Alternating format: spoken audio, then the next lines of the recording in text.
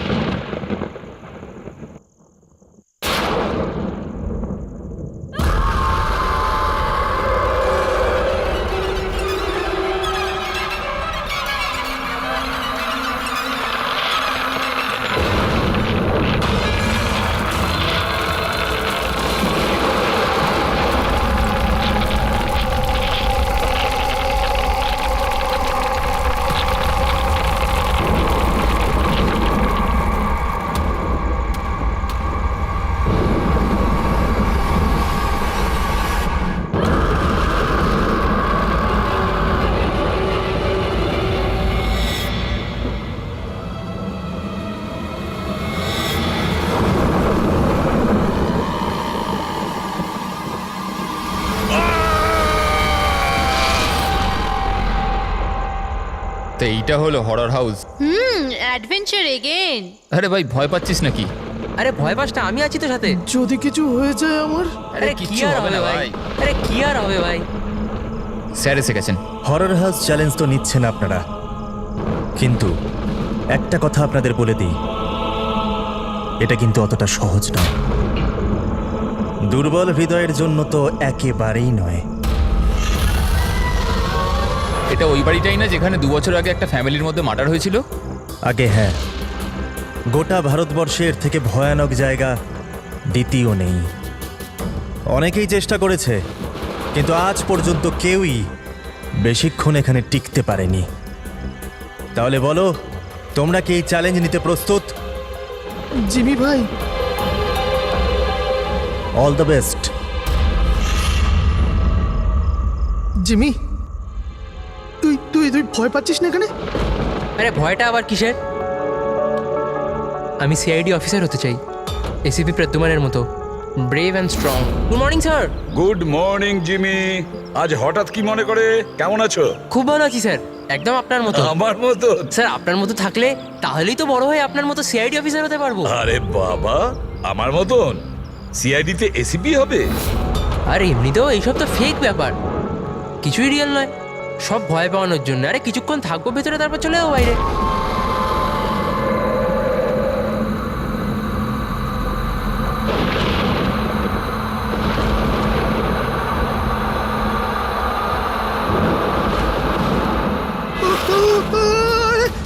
আরে আরে খোল রোহিত, রোহিত খোল না, আরে খোল। ঠিক আছে, আরে রোহিত তো খোল না। এখন এখান থেকে আমাদের আলাদা আলাদা যেতে হবে। Jimmy, see you later Sushant. আরে বাই। জিমি প্লিজ সুশান্ত, দরজাটা খুলে কিচ্ছু দে হবে জিমি। না। আরে চল না ভাই। আরে প্লিজ কাম ব্যাক গাইস।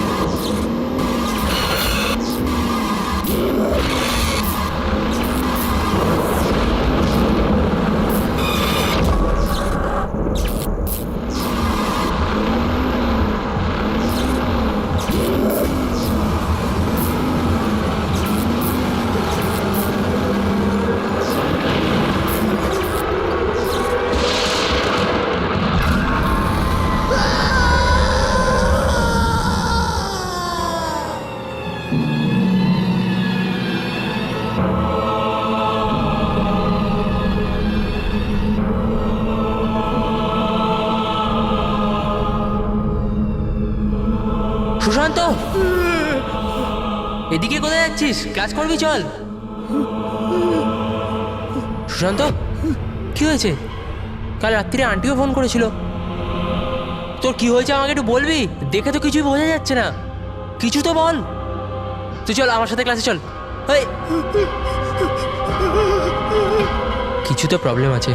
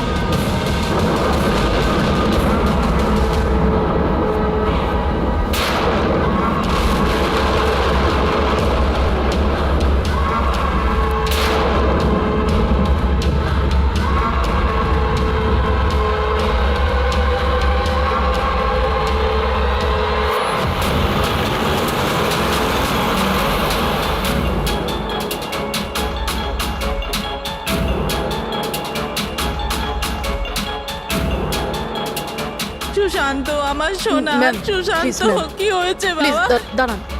ছাড়ো আমাকে, ছাড়ো প্লিজ। সুশান্ত তো কি হয়ে গেল বাবা? সুশান্ত কি Please, হয়েছে? please, সামলান নিজেকে। ও বাবা। জিমি, এবার আমায় ঠিক করে বলো, কি হয়েছিল, কি করে হলো? স্যার, ও কলেজে এলো, স্টেয়ারকেস ধরে ওপরে যাচ্ছিল। আমি ওকে আটকালাম, বললাম যে চল ক্লাসের সময় হয়ে গেছে, একসাথে ক্লাসে যাই। ও আমার কথা শুনলোই না স্যার।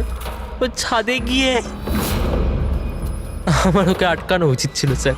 যদি আমি ওকে আটকে নিতাম এরকম হতো না স্যার। জিমি, নিজেকে এরকম দোষী ভেবো না। আচ্ছা, তুমি কি জানতে যে ও ওপরে গিয়ে এরকম করবে? নিজেকে দোষ দিও না। না স্যার, কিছু তো প্রবলেম ছিল স্যার। শেষ 2 দিন ধরে সুশান্ত এরকম করছিল স্যার। না কারুর সাথে কথা বলছিল আর অদ্ভুত আচরণ করছিল স্যার। আমার ওর সাথে কথা বলা উচিত ছিল স্যার। যদি কথা বলতাম হয়তো তাহলে কিছু। আচ্ছা, এই গত 2 দিন ধরে কি হয়েছিল? মানে বলতে চাইছি প্রবলেমটা কি ছিল? হ্যাঁ, আমরা ওকে হরর হাউস নিয়ে গেছিলাম স্যার। ওর ইচ্ছে ছিল না যাওয়ার, তাও আমরা ওকে ফোর্স করে নিয়ে গেছিলাম স্যার। সুশান্ত ভাই, ভাই কি হলো? সুশান্ত! তার মানে তুমি বলতে চাইছো হরর হাউসে যাওয়ার পরেই সুশান্ত? হ্যাঁ স্যার, কিছু তো হরর হাউসেই হয়েছিল স্যার।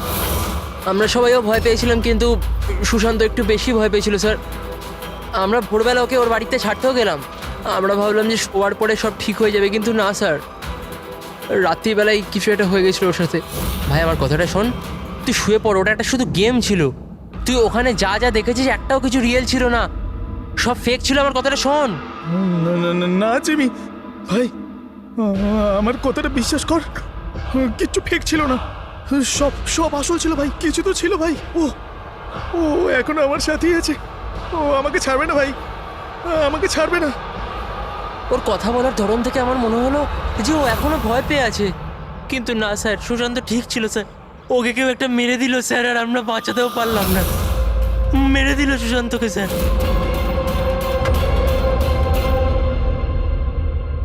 এই দেখো বস, এইটা সিটি স্ক্যান। হ্যাঁ, কার? এটা একটা 80 বছরের বয়স্ক লোকের ব্রেনে সিটি স্ক্যান। এই লোকটির খুব ভয়ঙ্কর ব্রেনের অসুখ ছিল। একটু দেখো বস, এর ব্রেন সেলস কিরকম ছোট হয়ে গেছে। আর স্যার, এই সিটি স্ক্যানের ব্রেন সেলস আরো বেশি ড্যামেজড। এই স্ক্যানটা কার? সুশান্ত। কি? সুশান্তর? একটা ইয়াং হেলদি ছেলের ব্রেনের সেলস একজন বয়স্ক অসুস্থ মানুষের সেলের থেকেও খারাপ? সেটাই তো সবচেয়ে বড় প্রশ্ন অভিজিৎ, কিভাবে? আর আমরা ওর ফ্যামিলি ডক্টরের সঙ্গেও কথা বলেছি। ডক্টরও বলেছে ও একদম ফিট ছিল, না কোনো হেলথ ইস্যুস, না মাথার কোনো প্রবলেম, কিচ্ছু না।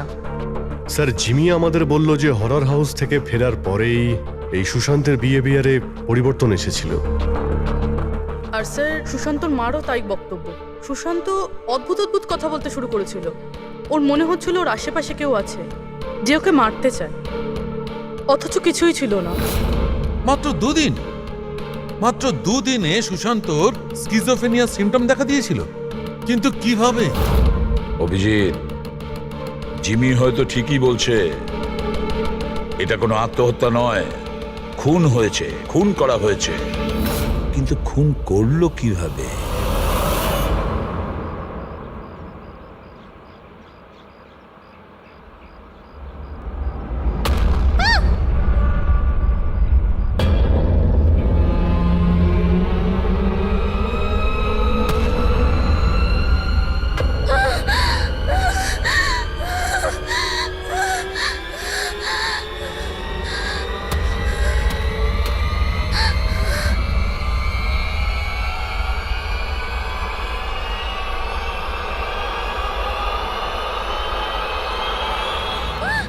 আরে দাঁড়াও, শোনো, দাঁড়াও, শোনো, শোনো, আরে আরে আরে দাঁড়াও, এ পাগল হয়ে গেছে নাকি?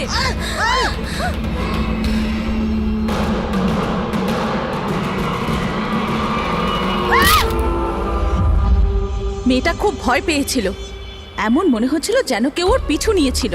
অদ্ভুত রকমের সব কথা বলছিল। আমরা তোর সাহায্য করছিলাম, আমাদের দেখেই পালাতে গেল আর গাড়ির সামনে পড়ে গেল। তোমরা নিনার বন্ধু তাই তো? তো তোমরা ওকে কখনো অদ্ভুত বিহেভ করতে দেখেছো? ছিল, কিন্তু আজ যখন কলেজ এলো একদম অন্যরকম বিহেভ করছিল। জিজ্ঞাসা করতে কিছু বললো না তো, তারপর হঠাৎ করে ক্লাস ছেড়ে চলে গেল। মানে কাল অবধি সব ঠিকঠাক ছিল, তো আজ আর কালের মধ্যে এমন কি হয়েছে যে ও এইভাবে বিহেভ করছিল? কাল রাতে আমরা হরর হাউসে গিয়েছিলাম, আর লিনা খুব বেশি ভয় পেয়ে গিয়েছিল। আমরা ভাবলাম যে সারা রাত ভালো করে ঘুমোলে সকালেও ঠিক হয়ে যাবে। এক্স্যাক্টলি কি হয়েছিল ওখানে? স্যার, লিনা ওখানে হঠাৎ করে অজ্ঞান হয়ে গিয়েছিল। Lina Lina Lina Lina are you okay? তারপর থেকেই তো ও অদ্ভুত বিহেভ করতে লাগে। ওকে দেখে মনে হচ্ছিল ওকে যেন কেউ মেরে দেবে। কি হলো? কেউ আছে ওখানে, দেখ কেউ আছে। না, কেউ এখানে এসেছে কেন? যাও, গো। কেউ নেই ওখানে। আমি যেখানেই যাই সেখানেই চলে আসে। আমাকে ছাড়বে না, আমাকে মেরে ফেলবে। হরর হাউস, এটা সেই হরর হাউস যেখানে সুশান্ত তার বন্ধুর সঙ্গে গিয়েছিল, আর যেখান থেকে আসার পরে ওর আর নিনার মাথার মধ্যে নানান রকমের চিন্তা ঘুরতে থাকে, ভুল ধারণা হতে থাকে। কিছু না কিছু গন্ডগোল আছে এই হরর হাউসে, কিছু না কিছু গোলমাল আছে। এরকম কিচ্ছু নেই স্যার, আমি সত্যিই জানি না ওদের দুজনের কি হয়েছে। তুমি জানবে না তো আর কে জানবে? হ্যাঁ, এই হরর হাউসের ব্যাপারে তোমার কোম্পানি সোশ্যাল মিডিয়াতে মেসেজ শেয়ার করেছিল, তাই না? আর এতে পরিষ্কার লেখা আছে যে এই হরর হাউসে মার্ডার হয়েছে, আর যে কেউ এই বাড়িতে এক রাত থাকলে তাকে 50,000 টাকা পুরস্কার দেওয়া হবে। হ্যাঁ, আর এতে এটাও লেখা আছে যে এই হরর হাউস তৈরি হওয়ার আগে 2-3 জন এখানে রাতে ছিল যারা এখনো নিখোঁজ। এদের এখনো পর্যন্ত খোঁজ পাওয়া যায়নি। স্যার, মার্কেটিংয়ের জন্য সব কিছু করতে হয়। হরর হাউসের প্রমোশনের জন্য কিছু অ্যাক্টরকে দিয়ে আমরা কাজ করিয়েছিলাম যাতে লোকেরা এখানে আসে। আপনারা যদি চান তো না আমার ঠিকানা দিতে পারি, আপনারা জিজ্ঞাসা করতে পারেন ওদের। আচ্ছা, তুমি যদি এসব কিছু মার্কেটিং এর জন্য করে থাকো তাহলে এর পেছনের আসল গল্পটা কি? স্যার, এখানে একজন খুব ধনী মানুষ থাকতো তার নিজের পরিবারের সাথে, বিক্রম। আর একদিন সে নিজের গোটা পরিবারটাকে মেরে দিয়েছিল।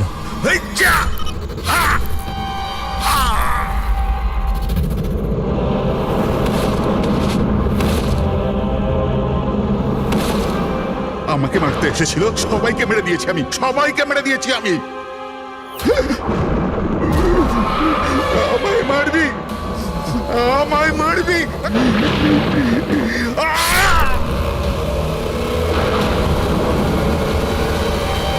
হ্যাঁ স্যার, বিক্রান্তের ব্যাপারে আমি নিউজে দেখেছিলাম।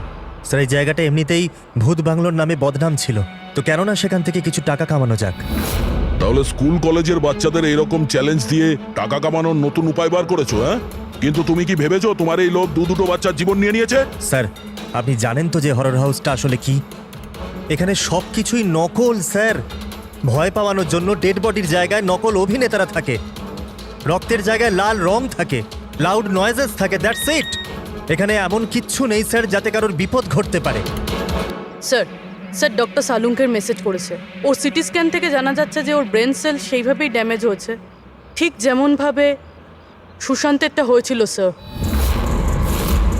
এবার বলো, যদি এটা সত্যি নাটক হয়ে থাকে, নকল হয়ে থাকে, তাহলে কারোর ব্রেনের উপর এত প্রেসার পড়বে কি করে? স্যার, আমি এর সম্পর্কে কিচ্ছু জানি না, আমি সত্যি বলছি।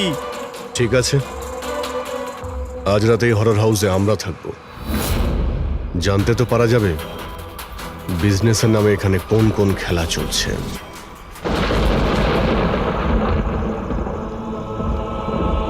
অভিজিৎ, এই বাড়ির মালিক মহেশ আর ওর স্টাফ গন্ডগোলের মনে হচ্ছে ওরাই সেই লোক যারা এসব করছে।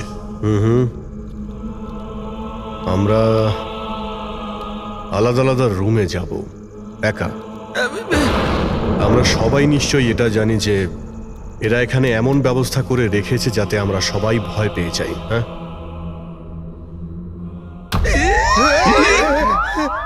পঙ্কজ, বি ভেরি কেয়ারফুল, ঠিক আছে? এই বাড়িতে দুজন মারা গেছে, অনেক কিছু হতে পারে যখন তখন, তাই সাবধানে থেকো, ঠিক আছে? হ্যাঁ স্যার। সবকিছু ভালো করে দেখবে, ঠিক আছে? Be alert.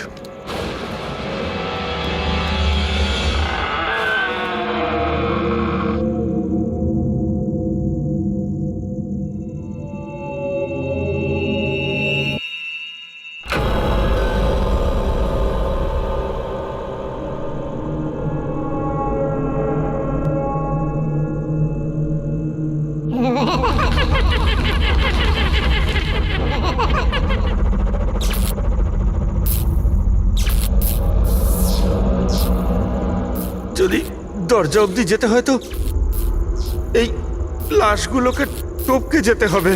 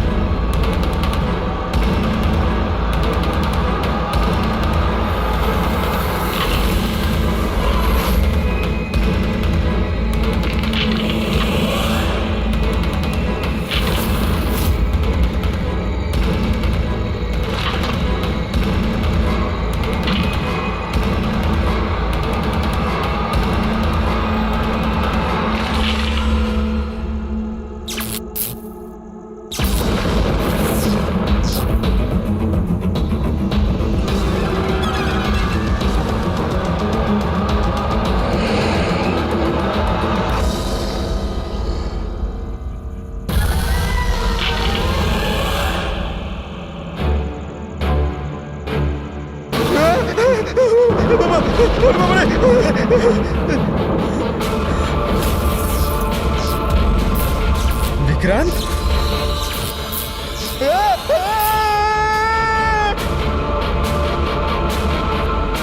Pankaj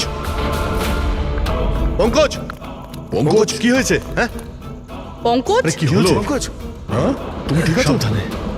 Rabi Freddie তাড়াতাড়ি হসপিটালে নিয়ে যাও। হসপিটালে নিয়ে যাও তাড়াতাড়ি। পঙ্কজ চল চল সাবধানে। ভাই চল কি হলো তোর? এসব কি হচ্ছে? হ্যাঁ এর অবস্থা দেখতে পাচ্ছো? তোমরা এখানে কিরকম বিপজ্জনক খেলা খেলছো? স্যার আমি আপনাদের তো বলেছিলাম এখানে সবকিছু নকল। যাদেরকে আপনারা দেখেছেন সবাই জুনিয়র অ্যাক্টর হাতে ছুরি নিয়ে। আর স্যার ওটা বিক্রমের হলোগ্রাম ইমেজ ছিল। স্যার এখানে এমন কিচ্ছু নেই যাতে কারোর বিপদ ঘটতে পারে। তুমি একটা কথা হাজারবার বলো, কিন্তু একটা কথা ঠিক, এখানে কিছু তো আছে যেটা যেটা ঠিক নয়। বস, পঙ্কজের অবস্থা আগের থেকে ভালো। ওর সিটি স্ক্যান করা হয়েছে আর তাতে এমন কিছু পাওয়া যায়নি যেটা চিন্তার কারণ হতে পারে। এটা খুব ভালো ব্যাপার যে তোমরা একদম ঠিক সময় পঙ্কজকে ওখান থেকে বার করে আনতে পেরেছো। বুঝতে পারছি না, ওই হরর হাউসে আমরা সবাই ছিলাম। এমন কিছু রুম ছিল যেখানে থাকলে ভয় করতে পারে, তখনই আমরা অন্য রুমে চলে যেতাম। পঙ্কজ হয়তো এরকমই করেছিল, কিন্তু ওর সঙ্গেই এমন কি হলো যাতে ওর ব্রেনে এতটা এফেক্ট পড়লো? স্যার এই সুশান্ত আর নীনা তাদের বন্ধুদের সঙ্গেই হরর হাউসে গিয়েছিল, কিন্তু এর প্রভাব কিন্তু এদের দুজনের উপরেই হয়েছিল। ওদের বন্ধুদের উপর কোনো প্রভাব হয়নি, সবাই নর্মাল ছিল। স্যার হতে পারে ওই হরর হাউসের কোনো একটা ঘরে এমন কোনো জিনিস আছে যেটা মানুষের ব্রেনের ওপর খুব প্রভাব ফেলে। এই পঙ্কজ, নীনা, সুশান্ত ওরা গিয়েছিল তাই ওদের ব্রেনে প্রভাব পড়েছে। বাকি সবাই ওই ঘরে যায়নি তাই ওদের ব্রেনে কোনো প্রভাব পড়েনি। হতে পারে দয়া, হতে পারে, কিন্তু কোন রুমে ঘটনাটা ঘটেছে সেটা তো জানতে হবে। স্যার আমি ওখানে বিক্রান্তের ডায়েরি পেয়েছি। যেদিন ওর ফ্যামিলিকে খুন করে ও আত্মহত্যা করেছিল তার কয়েকদিন আগেই ও লিখেছিল, আমি আবার ওদের দেখেছি, ওদের শব্দ শুনতে পেয়েছি, ওরা সব জায়গাতে আমার পিছু নিচ্ছে, আমি রাতে ঘুমোতে পারি না, কাউকে ভরসা করতে পারছি না, ওই শয়তান সবাইকে ওর দিকে করে নিয়েছে। কিন্তু অদ্ভুত ব্যাপার হলো এর আগেও যা কিছু লিখেছে তা একদমই নর্মাল, তার মধ্যে ভয়ের কোনো কথা লেখাই নেই। যা কিছু হয়েছে হঠাৎ করেই হয়েছে স্যার, সুশান্ত আর নীনার মতো। একটা কথা কিছুতেই বুঝতে পারছি না অভিজিৎ, এই বিক্রান্ত তার নিজের ফ্যামিলিকে পুরো শেষ করে দিল আর এতটা ভয় পেল যে নিজেকেও মেরে ফেললো, আত্মহত্যা করলো। না অভিজিৎ, কিছু না কিছু গোলমাল আছে। তাহলে কি সুশান্ত আর নীনার মতো কেউ বিক্রান্তকেই মেরেছিল? এটা আত্মহত্যা নয় বরং খুন। বাট কি হতে পারে বিক্রান্তের সঙ্গে, কি হয়েছিল ওর সাথে, কিভাবে জানা যাবে? স্যার বিক্রান্তের ফ্যামিলিতে মাত্র একটাই মেয়ে জীবিত এখনো, ওর বড় মেয়ে রাধিকা। স্যার হয়তো আমি আজ বেঁচে আছি তাহলে শুধু এই কারণ আমি ওই দিন শহরের বাইরে ছিলাম, একটা ট্রিপে গেছিলাম, আর যখন ফেরত এলাম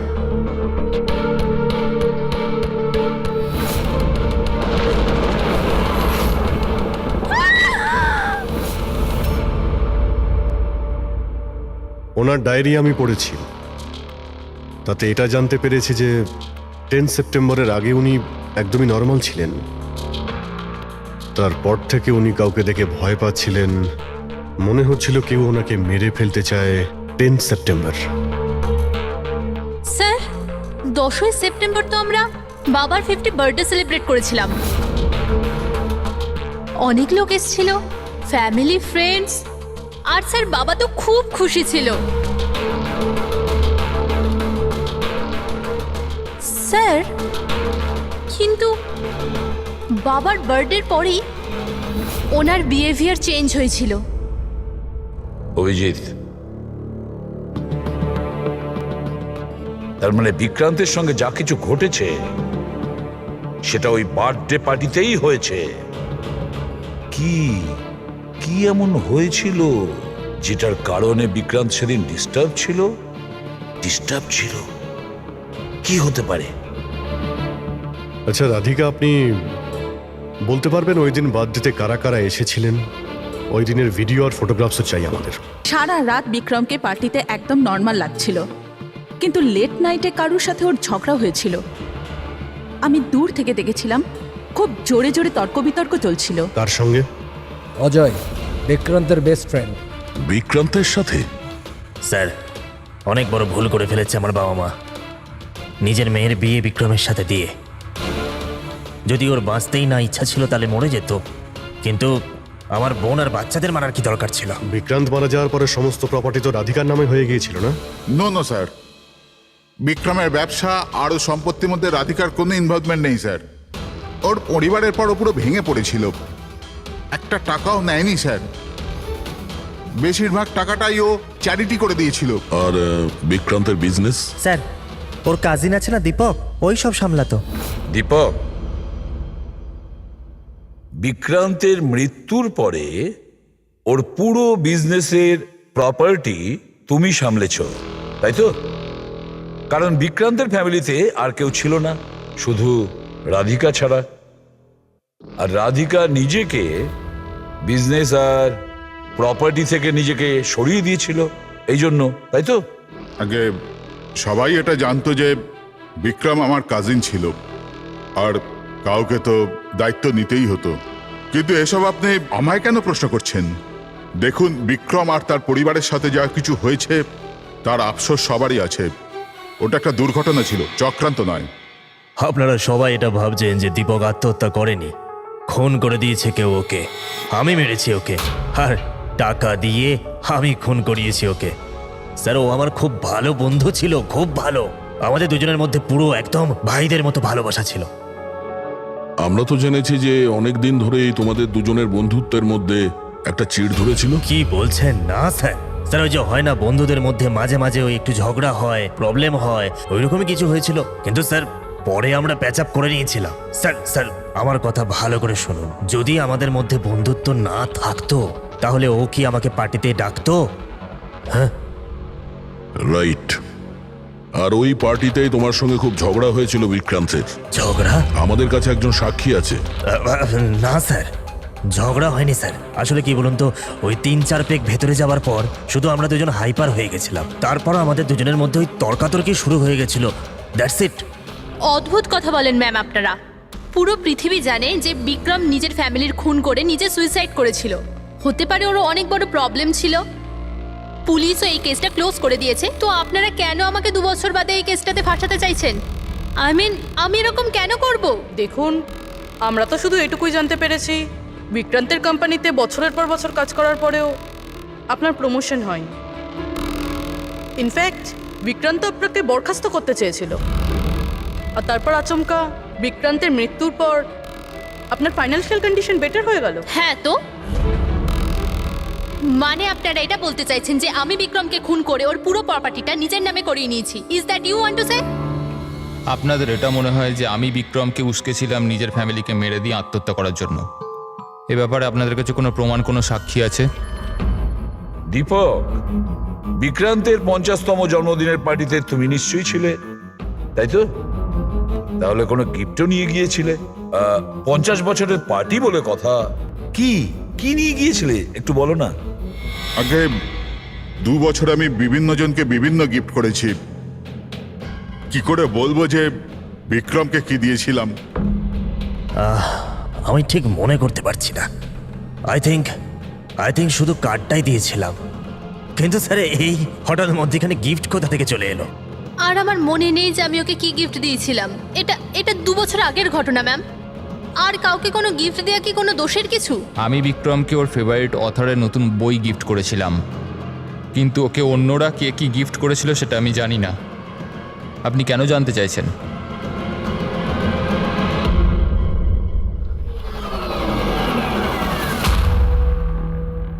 সবাইকে জিজ্ঞাসাবাদ করেছি স্যার, শুধুমাত্র 4 জন লোক, অজয়, দীপক, দিব্যা আর নন্দন, গন্ডগোলের মনে হচ্ছে স্যার। স্যার মনে হয় না এরা কেউ আদৌ সত্যি কথা বলছে। স্যার 2 বছর হয়ে গেছে এটা ঘটেছিল, কোনো সাক্ষী প্রমাণ পাওয়া বেশ মুশকিল, তাই সেটারই সুযোগ নিচ্ছেন এনারা। তবে এটা শিওর যে এনাদের মধ্যে কেউ মিথ্যে বলছে, সেই হলো বিক্রান্তের খুনি। অভিজিৎ, তাও একটা প্রশ্ন থেকে যায়, যদি এমন কেউ গিফট দিয়ে থাকে যেটাতে মাথা খারাপ হয়ে যায়, তাহলে বিক্রান্তের কেন মাথাটা খারাপ হলো সেই জিনিসটা পেয়ে? আরো তো অনেকে ছিল ওই ঘরে, তাদের কোনো কিছু হয়নি কেন? হ্যাঁ স্যার, বিক্রান্তের ফ্যামিলিতে 5 জন লোক ছিল, চাকর বাকর আলাদা। ওদেরও তো প্রভাব পড়তে পারতো এর ওপরে। যেমন 2 বছর বাদে যত লোক ওখানে গেছে, কারোর ওপর কোনো প্রভাব পড়েনি, শুধুমাত্র পঙ্কজ, সুশান্ত আর নীনা। পঙ্কজ, বলো কোন রুমে গিয়েছিলে আর কিভাবে গিয়েছিলে?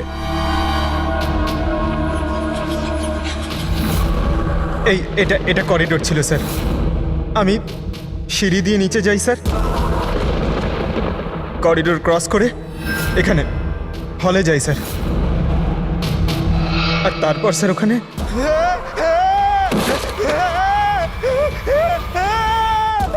ও আমার পা ধরেছিল স্যার। আমি ভয় পেয়ে যাই, তারপর আমি এখান থেকে পালাই, আর তারপর স্যার আমি করিডোরে আসি, আর এইখানেই হয়তো কোথাও আমি ওই বিক্রান্তকে দেখি। আর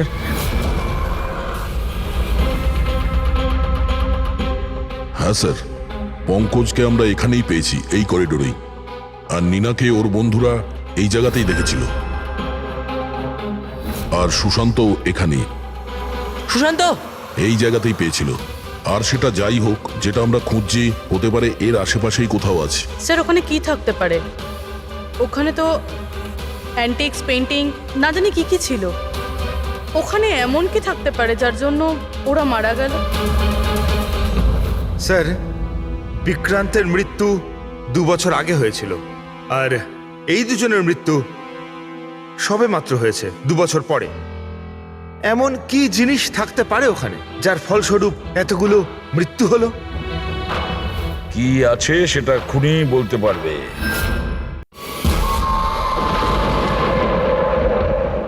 সিআইডির লোক এটা বলল যে ওই রাতে যা যা হয়েছে সেসব আমাদের থেকে আরেকবার জানতে চায়। এই জায়গাতেই যেখানে পার্টি হয়েছিল সেখানে এক্স্যাক্টলি কি হয়েছিল, ওই রাতে কে কি করছিল এবং কোথায় ছিল। আরে এসিপি স্যার এখন অব্দি এলেন না কেন? আমি এর থেকে বেশি অপেক্ষা করতে পারবো না। এনাফ।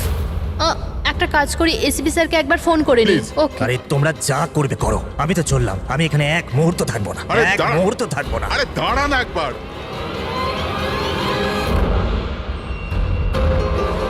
হ্যালো স্যার, আমি বলছিলাম, আপনি আমাদের হরর হাউসে রেখেছিলেন না? আমরা এসে গেছি। হ্যাঁ স্যার, আমি, নন্দন, অজয় আর দীপক। কি আপনি ডাকেননি? এরকম কোনো কথাই হয়নি। Okay sir. কি হলো? এসিপি বলছেন উনি আমাদের ডাকেননি। আরে আরে এসব কি হচ্ছে? জানি না, মনে হয় কেউ আমাদের সাথে মজা করেছে। চলো যাই এখান থেকে। চলো তাড়াতাড়ি চলো। কোথায় যাবে তোমরা? ওপর দিয়ে যাবার কোনো রাস্তা আর নেই। এখন কি করবো আমরা? আর এখান থেকে বেরোবো কি করে আমরা এখন? কোনো দ্বিতীয় রাস্তা তো হবে। হ্যাঁ খোঁজো, দ্বিতীয় রাস্তা খোঁজো এখান থেকে বেরোবার। চলো চলো তাড়াতাড়ি খোঁজো দ্বিতীয় রাস্তা। এক কাজ করো, তুমি ওদিকে দেখো, আমি এদিকে দেখছি। হ্যাঁ।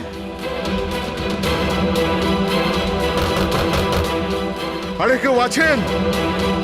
প্লিজ দরজা খোলো।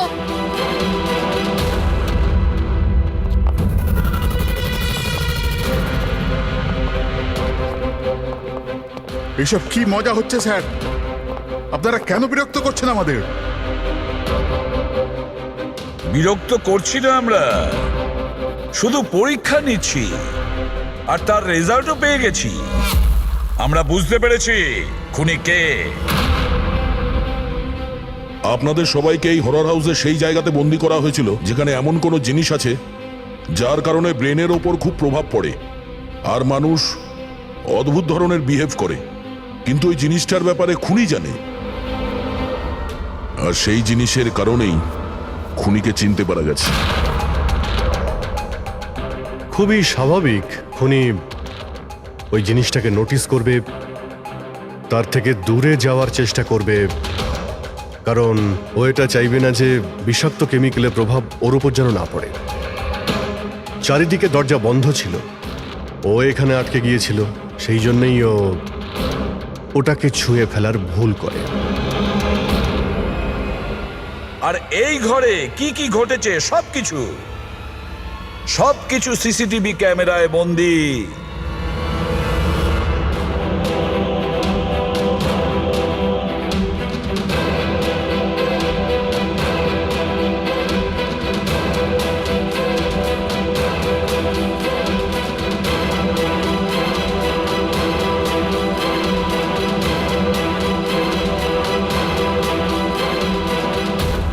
সবাই ভাবতো যে বিক্রম খুব ভালো একজন মানুষ, কিন্তু এটা সত্যি ছিল না।